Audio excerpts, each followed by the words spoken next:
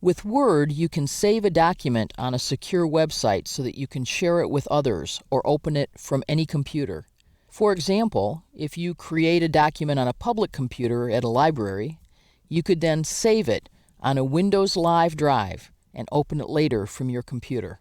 We have an employee manual that we're ready to work on, perhaps not in the office even, so I'm going to choose File, Save and Send, and Save to Web. And the first time I do this, I'm prompted to set up a Windows Live drive, or if I have one and I haven't logged in on this computer, to log in so I can connect to the drive that already exists. So I'm going to sign in with my Windows Live ID.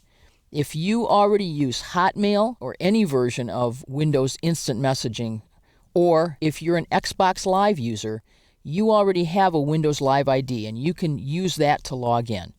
So I'm going to click Sign In to open the dialog box, and it wants any of those credentials that I have.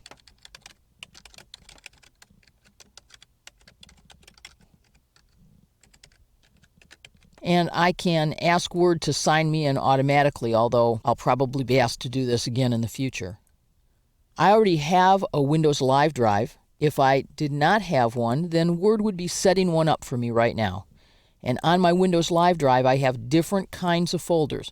This is a free service to be able to store my Office documents on a web server. So I have documents that only I can see, and then I have documents that anyone can see. This is a publicly posted document. Anyone else who is signed in to Hotmail or MSN Messenger or any of those services can find these, so very public. And then finally, I can create one or more workspaces and invite people to them.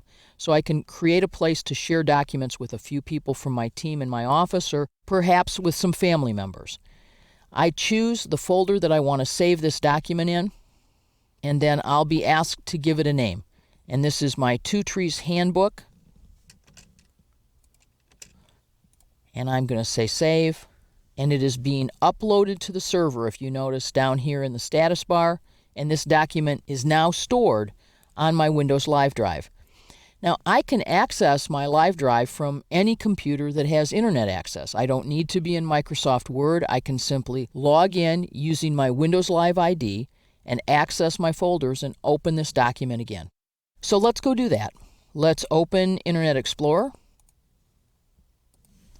or whatever browser you're using. And there are several ways that I can get to my Live drive. I can go from msn.com. That'll work. I can log into Hotmail or Messenger. I can also go to SkyDrive.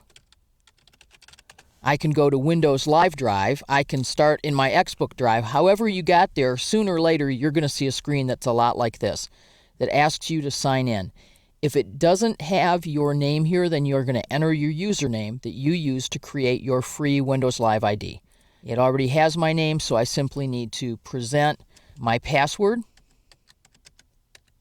And if this is a private computer, I can tell it to remember my password. If it's a public computer, not a good idea at all.